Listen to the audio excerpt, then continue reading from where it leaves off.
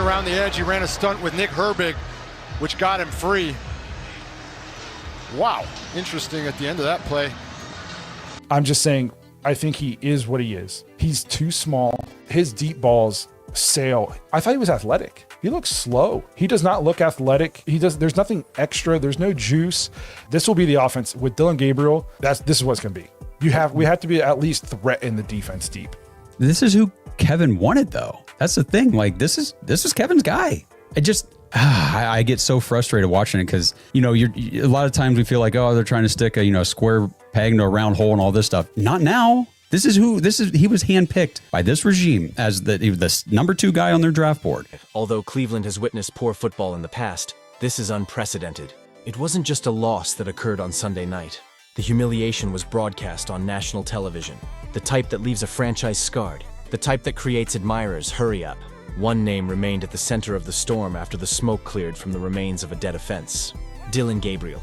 Checkdowns, panic throws, a total breakdown under duress, 50 pass attempts, hardly 220 yards, no touchdowns, no fire, and no leadership in it. And barely got 200 yards. I actually don't know how that's even possible. Let me show you some throws he made that were concerning, because originally I thought he could spark this offense, but that is now out the door as he is Jerry Jeudy and David Njoku literally scared of his passes. So there's debates on hospital balls, right? Like this throw to Njoku was going to get him hit, no doubt, but it was actually well placed and he held on. The thing is though, that gets in his receivers' minds as we saw Njoku later in the drive give up on a ball over the middle, and he even started dropping passes. Gabriel threw him one ball that was almost picked when in reality it went right through Njoku's hands. Jerry Jeudy had a similar situation where he catches a ball in the middle, takes a hit, and a few plays later he sees another pass like it and gives up. That's the concerning point when his top 2 targets aren't trusting his anticipation. Gabriel made a handful of bad passes in this game as I saw at least 3 should-be interceptions that he got away with. But I'm also not gonna lie to you and say he was straight up horrible, because for his second start in the league he had some good balls, but it was tough when his receivers were dropping passes and a ton of offensive line breakdowns. Not sure if we're gonna see a lot better if Shedeur is out there. The worst thing was that Shedeur Sanders, the player everyone thought should start, stood silently on the sidelines as the entire nation watched it happen. Online fandom is now raging. In the corners of the locker rooms, players are whispering. Coaches are breaking beneath the strain. The Browns, meanwhile, are motionless and praying that everything would simply go away. However, this isn't disappearing. This concerns a franchise that is on the verge of going out of business. A locker room and a fan base asking for help prepared to rebel. And a quarterback dispute that suddenly escalated into a full-fledged quarterback uprising in... Dillon Gabriel is a hilarious quarterback. Dillon Gabriel is a hilarious quarterback. Look at this play.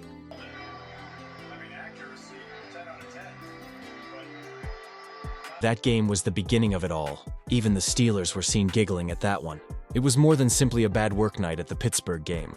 On national television, it was a complete collapse. Dillon Gabriel retreated more than 50 times. Take a moment to process that. 50 attempts at passes. Game management isn't that. Desperation is what that is. With those 50 opportunities, hardly 220 yards, no touchdowns, and not a single play that indicated he belonged on an NFL field. What did he do? You could feel terror in every picture, even though statistics don't show it. Long and third. Check down at 3 yards. There will be a blitz. Go to the flats in a panic. Man deep, open. Didn't even look. Pittsburgh didn't even cover up their defense. Gabriel is being begged to throw deep by 2 high safety base coverages. And he simply didn't. Again and again. He left, declined to contest the field, stopped drives before they began. The audience was aware of it. The booth was aware of it. The Steelers were aware of it. The Pittsburgh defense wasn't even trying to hide it by the 4th quarter. Mocking, pointing, and laughing. Captured on film. One DB smirked and shook his head, stating, "This guy's afraid." That's the extent it went to. Cleveland's offense was mocked by professional athletes on live television. They weren't mistaken either. That evening, Browns supporters didn't only see a poor performance, they saw anger replace the trust as it vanished. The actual explosion didn't occur on the field, but the stadium emptied in disgust. It took place on the internet. Twitter became a riot site as soon as the game was over. Instead of merely reacting, Browns supporters rebelled. Dillon Gabriel's name was trending across the country in a matter of minutes, and not in a positive way. Like cannon fire, memes slammed onto the timeline. Gabriel was photoshopped onto a practice squad graphic in one widely shared post, which said, "Finally found his level." Whedon actually looked better than him when someone else compared his stat line to Whedon's. The floodgates then exploded. In Cleveland, a bench Gabriel began to gain popularity. All around the NFL community, star Shedeur began to gain popularity. Gabriel ignored the compilations of wide-open receivers that Browns fan accounts started posting. Overnight, one tweet received 47,000 likes. For this, we traded Joe Flacco. Before this season ends, start shitting Sanders. And the darkness continued to deepen. Fans shared nasty cuts, cinematic analysis, and charts. More than any other opposing defense, Gabriel was being ridiculed by his own team's supporters. People began sharing countdown clocks to Shedeur's arrival, not game clocks. Gabriel is replaced. Threads on Reddit went crazy. This quarterback play isn't horrible. It's sabotage. Stefanski wants to be fired if he continues to use this moron at quarterback. We are actually witnessing a locker room collapse. Time. This was no longer frustration. The public's rejection of Dillon Gabriel as quarterback was a movement. The most worrisome aspect, though, is that the rage didn't remain online because what followed went beyond fan indignation to become revolt in the locker room. Fans aren't the only ones. No longer. Things are breaking in the Browns' locker room.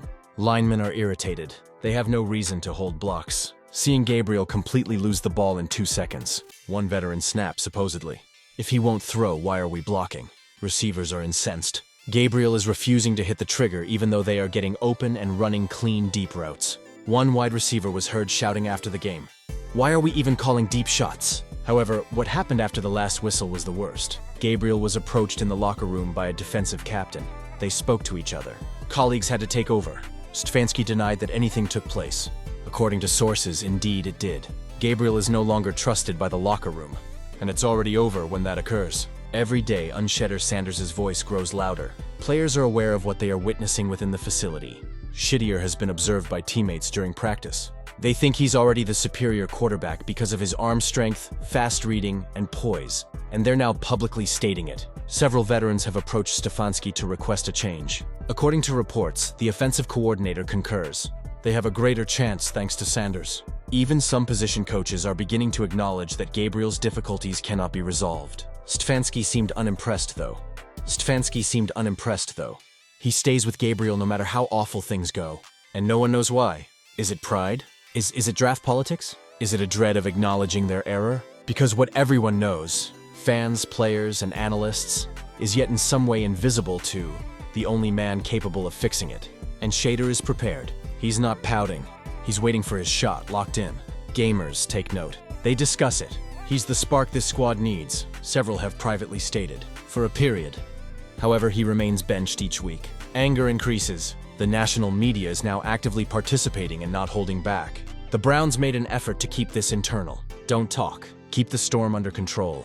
That was short-lived. By Monday morning, all of the big sports programs were highlighting they weren't playing around, and they were Browns. There was no time wasted by Stephen A. Smith. Coaching malpractice is what this is. Everybody with eyes is aware that Shedeur Sanders increases your chances of winning. What is Stefanski up to then? Normally, Skip Bayless is on the opposite side of any Stephen A. take. I agree. Since Colorado, I've been watching Truder. He has actual NFL equipment. In the meanwhile, Dillon Gabriel seemed to be very overwhelmed.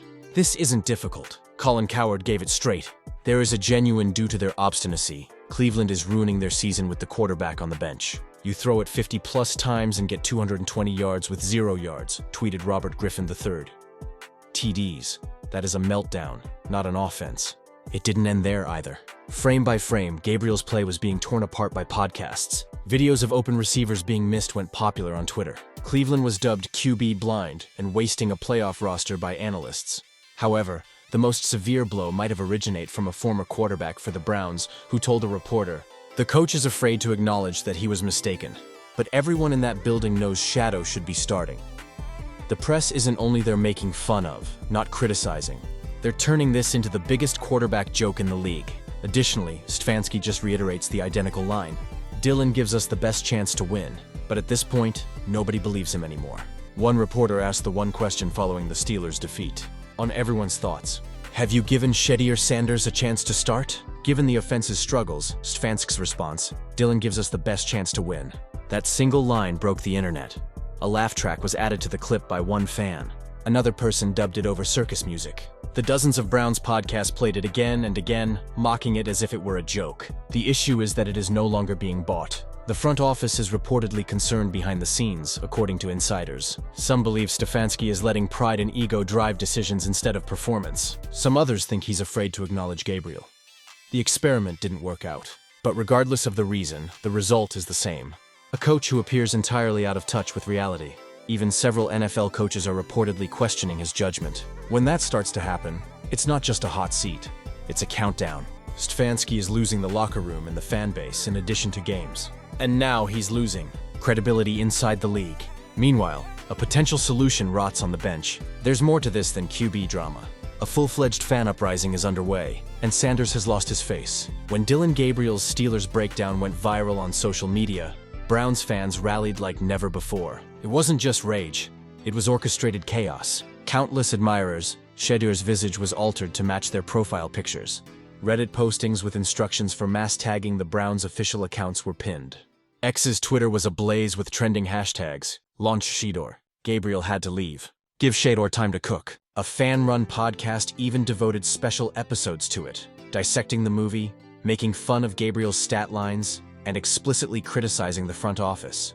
One well-liked clip earned 500,000 views in a single night. The decision to start Shedeur Sanders is an example of coaching malpractice. With Gabriel's visage in the middle, individuals began creating phony missing Browns offense posters. Mock Shedeur 4QB1 campaign ads with dramatic music were posted by others. This group wasn't fringe. There was no trolling here.